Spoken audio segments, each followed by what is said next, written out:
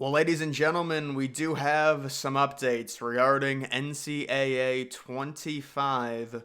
This is a video game now coming out in less than 2 months at this point, with it being May 31st, and there was a lot of gameplay that was released. We got the official matchup screen, team ratings, the scoreboard, some of the gameplay.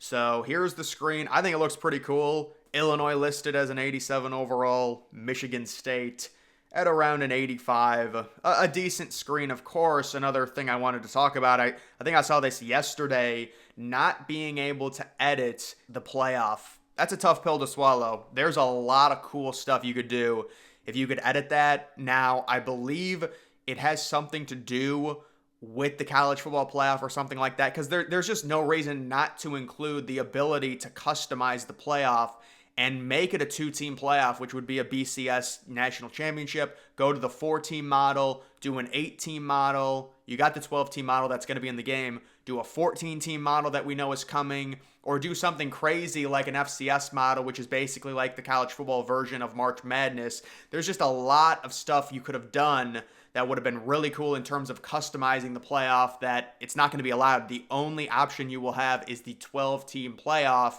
And I do believe that's something to do with the college football playoff themselves not wanting there to be a customized option. But the bigger thing we had, it was the scoreboard. And I'm not sure if this is the only scoreboard that's going to be in the game. Some people are saying, well, if there's multiple different broadcast teams, there's going to be multiple scoreboards. I don't know. Personally, looking at this scoreboard, it's decent. A lot of people do like it. I'll say with a scoreboard like this, where it's very elongated at the bottom, the biggest issue is the gap in between the actual score. Like when you're trying to look at a score really quickly, it can be annoying. And then just the fact that it's not a real life scoreboard, it really does suck. I was thinking, I wonder if they could just take an old ESPN scoreboard and use it for this game, because ESPN had a really nice block scoreboard in the bottom right from like 2014 to 2017. They should just use that. Or I don't know if they're not allowed to, because technically it was ESPN's, but it's retired. I'm not sure exactly. But the other issue with the scoreboard would be it's very hard to tell the ranking of the teams, at least at like a quick glance, just because the number is so small. Fox has that exact same issue with their real life scoreboard, by the way. But I guess it's a decent scoreboard. I think it's whenever they have their own stuff, it really makes the presentation worse, because it feels like a video game. You'd much rather have the real ESPN scoreboard, but that is what it is. And then we do have some ratings that have been revealed. I'm sure player ratings and the overall team ratings for everyone will be revealed, obviously, before the game gets released. Those will leak or whatever. But right now, these are the teams that were shown. Clemson above Michigan. Michigan, the defending national champions, but they did lose a lot. So Clemson, a 95 overall. Michigan, a 93. Baylor, a 92. Wow, that's very high. Baylor, the same as Utah.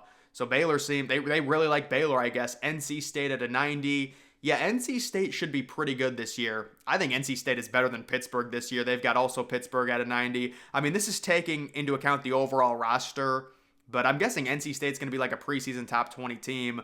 North Carolina, 87. They lost Drake May. BYU, 87. Illinois, 87. Iowa, 85. They showed Iowa's offensive and defensive rating. Hilarious. I mean, it's pretty typical, though.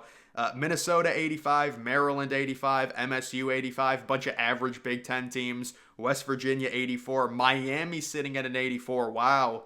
I think Miami's probably better than that with Cam Ward. And then you do have Arizona at an 82. Maybe also underrating Arizona based off of what they did last year. But those are the ratings. Those are not official, obviously, but they're not going to show you completely false ratings, A few other things that I wanted to talk about when it comes to this game. The stadiums, if I'm going to be honest, do not look very good. And you can see this. This is just something. Actually, this is not something small. They completely missed Texas State's upper deck. They just didn't put it, I guess, into the game.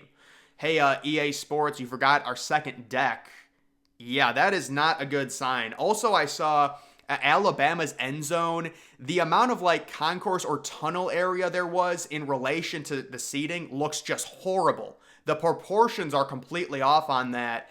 And then this is just another thing. The amount of people that are simping for EA. Listen, I understand we're happy the game's back. It's going to be great. There's so much you can do with it. I understand. But some of these people, it's just like EA could release a flat earth and people would be like, why are you not grateful? It doesn't have to be round. It's just like, that's just a horrible miss to me. It's a video game. Why do you care? Well, it's just not accurate. I mean, that's the point. You're trying to make the video game accurate. How do you forget a second deck? And then the Alabama thing behind the end zone, the amount of tunnels, it's just not proportionate. It's not correct. It's like there's more tunnel space than there is seating. So, look, we'll see what happens with the stadiums, but that's really not a good sign, especially considering why would you showcase a stadium that's incomplete, as a trailer or as an introduction to your video game? And again, I'm not saying, I don't like the game or anything like that, but these are legitimate criticisms. It's just not a good look. And then you're showcasing Jackson Arnold, but he's black. Like why does he look like Jalen Hurts? And you could say, well, it's just the preview, but why would you have an inaccurate preview like that? If you're going to showcase a player, shouldn't they be the correct skin color, even if it is just a preview for a game?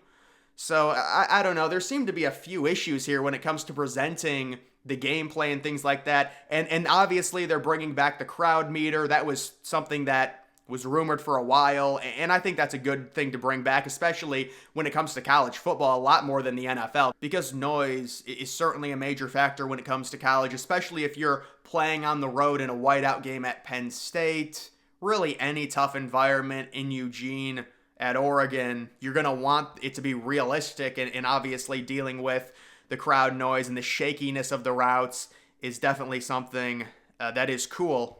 And this was like one of the first big things they showed. Wear and tear in College Football 25 seems to be inspired from a feature in NFL Head Coach '09.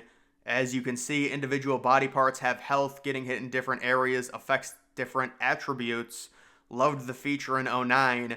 Well, there's a pretty big distinction. NFL Head Coach '09, it was more of a simulation coach game. This is a actual, obviously College Football 25 you're playing.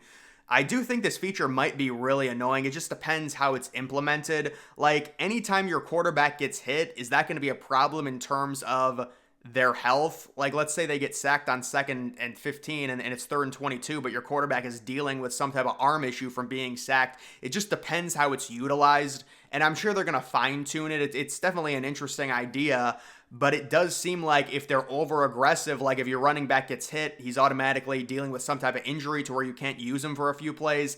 That becomes a problem, and it becomes very annoying. So I wonder how they're going to incorporate that, but it is certainly different. And they did also reveal a photo here. Looks like some traits for Travis Hunter. Fan favorite, increased composure gains at home. QB composure gain on first down. Clear-headed, protection from composure loss. I don't think they revealed Travis Hunter's rating. That'll be interesting to see what he's rated on offense and defense. But listen, we're all very excited for this game.